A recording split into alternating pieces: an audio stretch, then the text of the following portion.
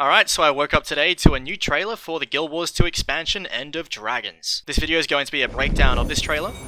There's familiarity in this strangeness. Okay, so right away we've got a clip of Aurene. Now, this cutscene definitely seems to be a very different style from what we're used to. I'm wondering if this is going to even appear in the game. It seems very close to the style we saw in the initial teaser trailer for End of Dragons, because Aurene, as we see in game, tends to have this more ethereal look to her, because she has stated that she exists both interior and in the mists, so she seems to have a closer tie to the mists than the other Elder Dragons have, which isn't exactly visually reflected in this trailer as much, although we can see some of the glowy effect here and so on. But I doubt that's in response to any specific story. I doubt she is like more solidly interior. I think it's more just a stylistic thing for this trailer, and I do wonder if all the cutscenes are going to have this unique style, because we do see some good character models in it later, or if they're going to be the more in-engine focused cutscenes that we've seen in the past. I'm just going to jump back so you can hear all her dialogue properly.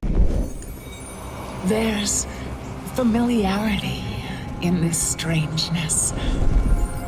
Like a song half remembered, a tune without words to carry it.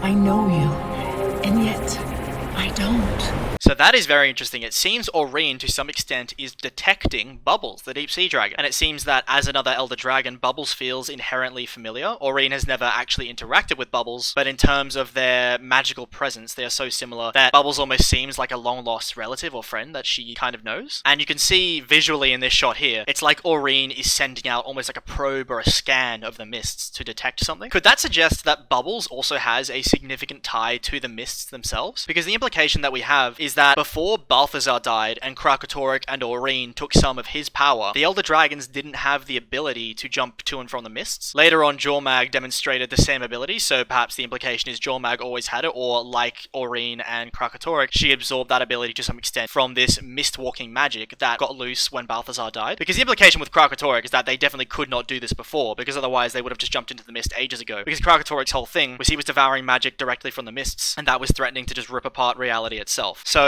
surely they couldn't always do that. Otherwise, we would have been dealing with that problem long before Krakatorrik demonstrated it back in Living World Season 4. So perhaps this is demonstrating that the Deep Sea Dragon has some new abilities, like we saw the other Elder Dragons demonstrate as more and more of them died. But perhaps the Deep Sea Dragon has always had a deep tie to the mists, and the fact that the Deep Sea Dragon hasn't abused this ability like Krakatorrik did could further suggest implications that we got from the previous teaser trailer that Bubbles is to some extent a much more benevolent Elder Dragon, so more like Aurene in that capacity. Perhaps this is setting up some sort of parallel between Aurene and Bubbles, because the implication I get from this trailer overall is that Bubbles and Aurene are going to have a lot of interaction with each other, and I wonder if this is going to be a much more symbiotic relationship than the one between Aurene and Jormag, where it very clearly seemed Jormag was trying to pull one over on Aurene. I know you, and yet I don't.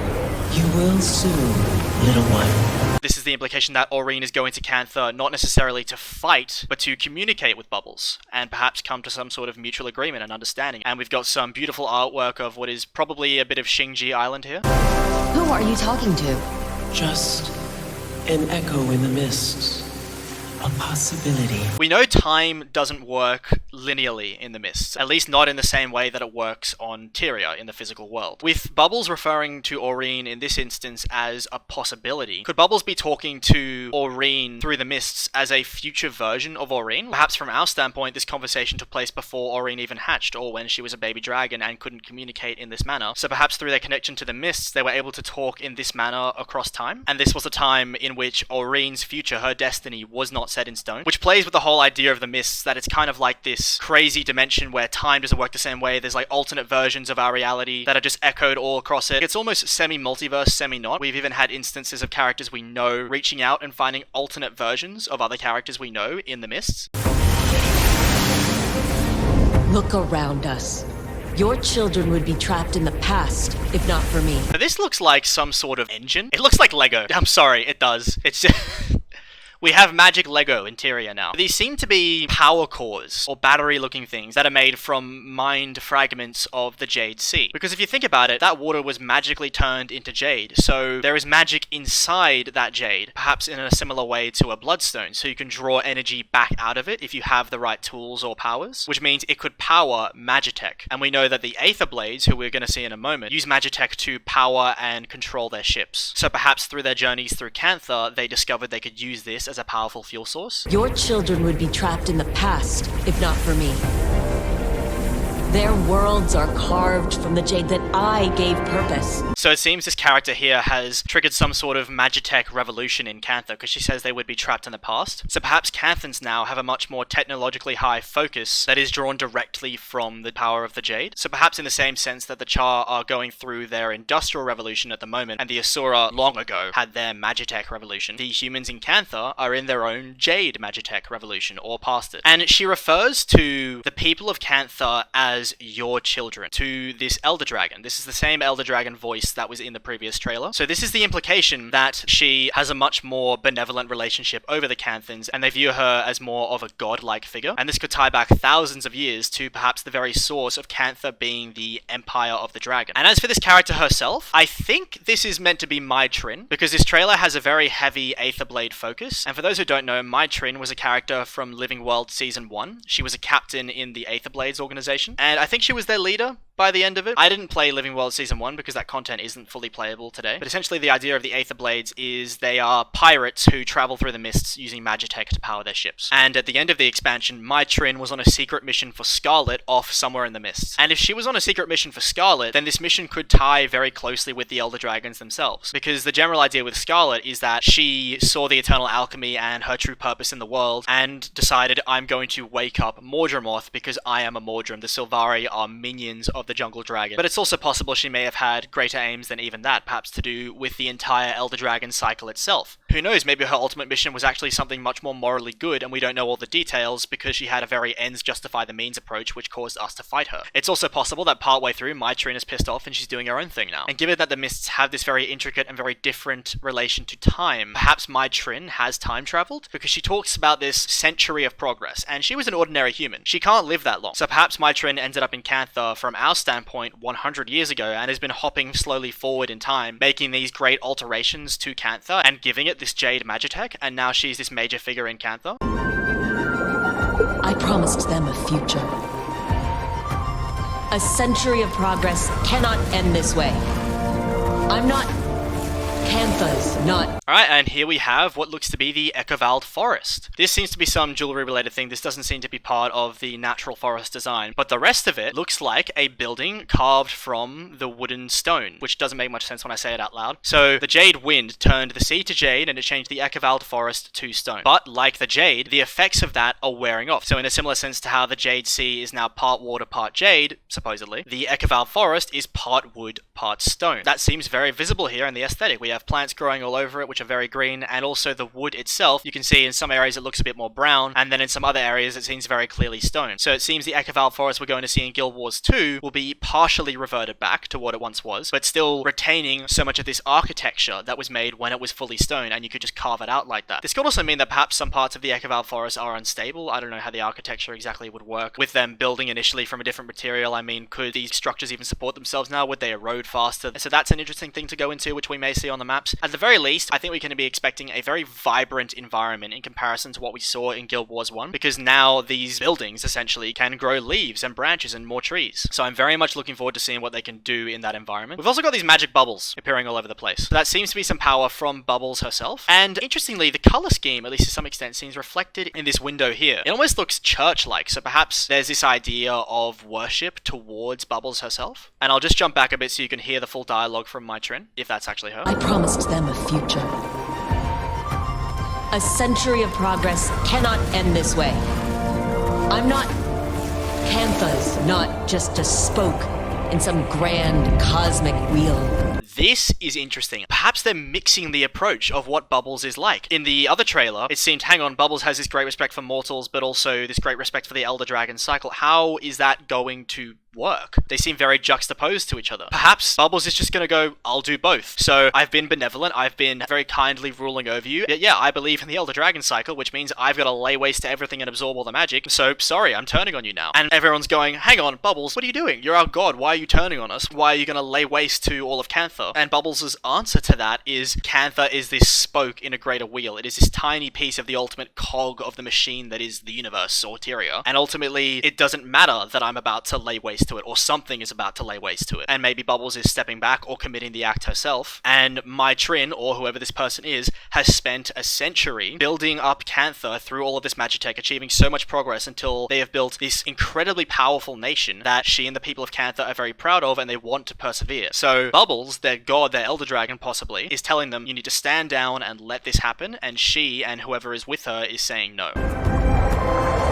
Would a great innovator give up so easily on that promised future? Two things here. First of all, fishing! A lot of the community has wanted fishing in Guild Wars 2 for a long time, and it seems we're finally getting it. And this is a boat which maybe might be working as kind of like a water mount similar to the skimmer, but it can hold multiple people. But also, Bubbles is saying, would the great innovator give up so easily on that promised future? Again, there's the idea of what does Bubbles want? So Bubbles is implying that whatever my Trin doesn't want to accept is a road to the future that my Trin actually does want. Maybe Bubbles views the Elder Dragon cycle as this road to paradise? And is Bubbles right? Or is Bubbles just so far gone that it doesn't understand the concept of the devastation that could happen? But then again, in the previous trailer, it does seem that Bubbles understands the concept of compassion for mortals. So all these conflicting ideas that they're giving the Deep Sea Dragon is making me really interested in the character and what we're actually going to see them do and why. Give up so easily on that promised future? I won't. Alright, so here we seem to be looking at something. Maybe it's a Naga. Nagas were an enemy we saw in Guild Wars 1, like a snake creature with a humanoid form at the top. Very similar to the Crate, but the Crate lived fully underwater in the deep oceans at the time of Guild Wars 1, but the Naga lived on land. Or maybe it was land and water. Possibly. I can't quite remember because I played Factions so many years ago. This looks like the commander model they used in the Icebrood saga, so maybe they'll be carrying that model over to all the promotional material for End of Dragons. But they tend to have that fit thematically most of the time. So for example, with Path of Fire, it was a very Elonan looking human, which makes me then question, who is this character? Is this another character we'll be seeing in the actual game? What I think this is the new model for the commander. I think in all the promotional material we'll be seeing for End of Dragons content going forward until that Cantha focused era of the Guild Wars 2 story ends, we will be seeing this girl here as the model that represents the commander. I'll find a way to save us all. So they have this back and forth in this trailer that implies they've known each other for a long time, they've worked very closely together, and now they're having some philosophical difference. And the road that my Trin wants to take is something that can save everybody. I'm just going to keep calling her my Trin because, I mean, it might not be her, but for the purpose of this trailer, just she's my Trin. If it turns out to be someone else, it's someone else, whatever. And it brings up an interesting idea of what the Aether Blades could accomplish with their ability to traverse the mists. Because we know that the Mersat dodged the last Elder Dragon Rising by retreating into an alternate dimension within the mists. Maybe the Aether Blades have a similar idea. And there's also this idea of possible devastation to come that links very closely with what Jormag was talking about in the Icebrood saga. And it's possible Jormag was just referring to the rising of Prime Mortis being very closely linked with her own rising, and she was trying to prevent the devastation that he could cause. But in early End of Dragons promotional material, we saw a possible water focus. There was a destroyed ship, and she was saying to us terrible things lurk just beyond the horizon. And if you think about it, Prime Mortis wasn't exactly beyond the horizon. We knew very well the kind of threat that Prime Mortis posed. So perhaps whatever Bubbles plans to do is very different from the kind of consumption and destruction that the Elder Dragons were committing before. And it's something that Jormag was opposed to, and she intended to make some form of alliance with us so that we could fight the Deep Sea Dragon down the line, maybe? So here we have an Asura character that I don't think we've seen before, who looks to be a member of the Aether Blades. Given how much prominence the character has in the shot, I assume it's a high-ranking member.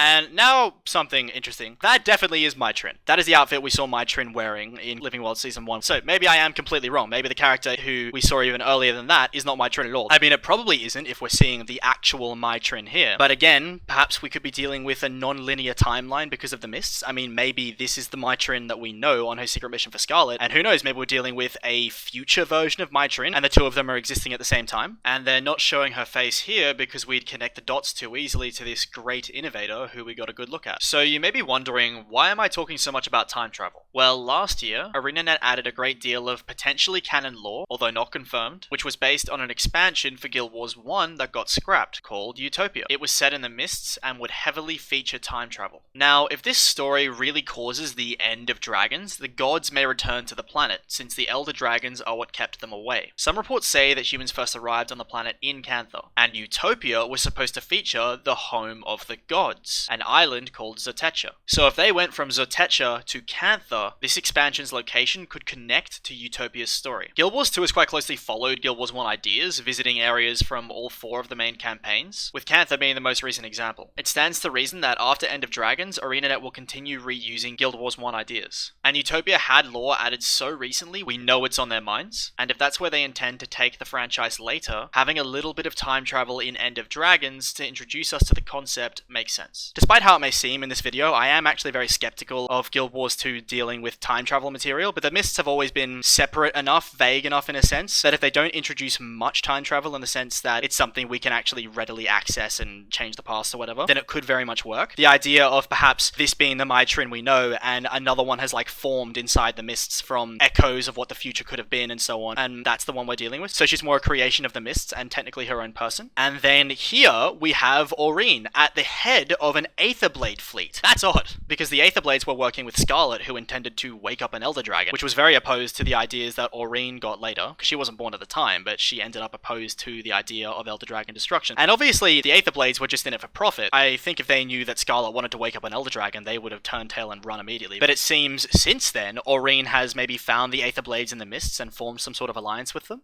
And perhaps given the hairstyle, the girl we saw earlier in the trailer, where is she? This one here, maybe that is actually Mytrin and not just the new Commander model, which could imply that we're actually working very much alongside the Aetherblades in this expansion. And she will be a character who follows us quite closely throughout Cantha. And I love how the music hypes up right here.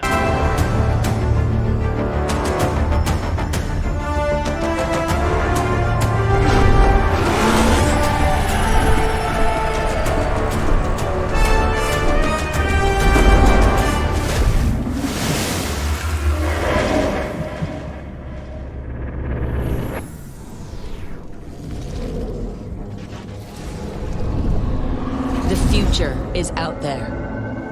What are we waiting for?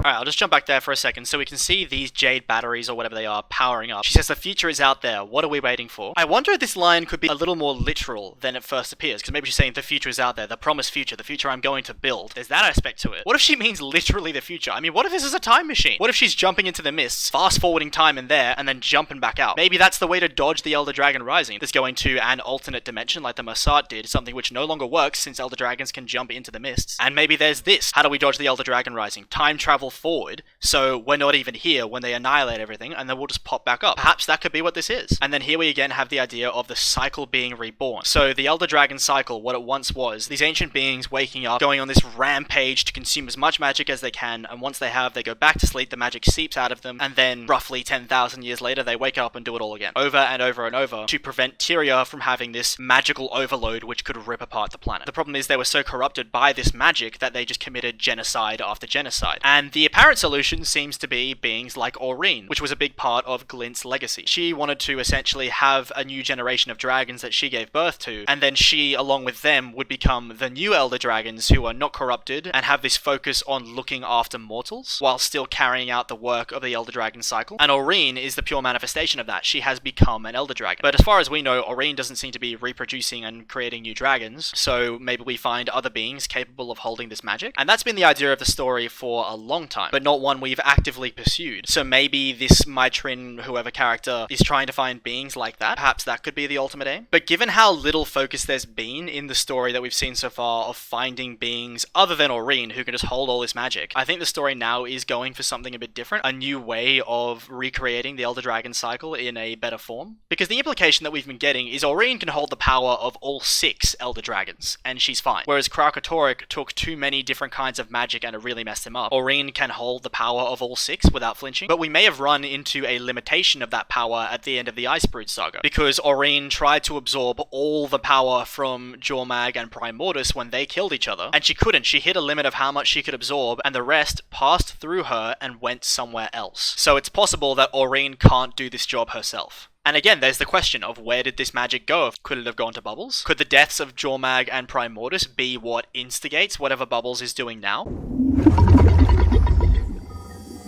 And here we've just got some different editions of the game, pre-purchase and blah blah blah blah. I encourage people not to pre-purchase games in general. It's better to wait until we see what the final product is like, but if you want to pre-purchase, these are just some of the options. An interesting thing here is Dragon Boat Skiff skin with Deluxe Edition. So it looks like the boats are going to have a very similar approach to mounts, in the sense that the gem store is going to be offering lots of different skins for the boats. I almost forgot, we have a release date, February 2022. Is that our first look at Bubbles, at the Deep Sea Dragon? A very serpentine design, very focused on what we've seen of how dragons are represented in Cantha. And to give you a sense of scale, I'll show you this full poster of this image. This is Bubbles. Like, wow, this thing is absolutely huge. So we have what could be Bubbles here, appearing over this tower that seems to just be surging with this jade magic. Given the different color themes and this dragon emerging from the sky and this coming from the ground, it looks like the dragon is in opposition to whatever the hell this is. And this architecture here very much looks like Kaineng City. So perhaps this could be the Emperor's Palace in Kaineng. So perhaps the final showdown of End of Dragons is going to take place within this palace, in a similar way to how the final battle of Path of Fire took place at the very peak of the city of Vabi. Also, if they want us thinking about Canthan royalty, perhaps that means this character is the Empress of Cantha, and given her connection to Bubbles, she may also be a dragon champion, like we are for Aurene. We can also see Marjorie and Casimir in this picture, and ArenaNet has said these two will be following us throughout the majority of this story, which could be quite interesting because Marjorie has Canthan heritage, so perhaps a storyline for her will be rediscovering this culture, which has changed so much from whatever stories she grew up with. But yeah, anyway, it's a very interesting trailer, and this plus the previous one touch on a lot of deep and interesting stuff that really makes me curious for the ultimate direction of the story going forward with this expansion and the franchise as a whole.